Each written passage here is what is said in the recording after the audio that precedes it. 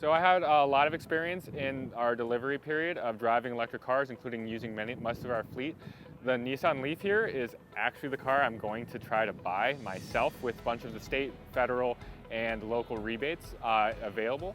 I really like driving it because it does have quite a bunch of room in this back seat and the trunk that you can fill up with cargo, especially if you're doing rideshare and need picking up people from the airport or having multiple people in there. It is great. If you're doing delivery driving or if you're driving for rideshare, the Leaf is a great car for that. Having an all-electric car for that especially is ideal, and I think this is the best car for that option. They're very comfortable to drive, they're efficient, they're fast and really fun, and I just really like my entire time driving one. I put over, I think, 3,000 miles on this one by itself.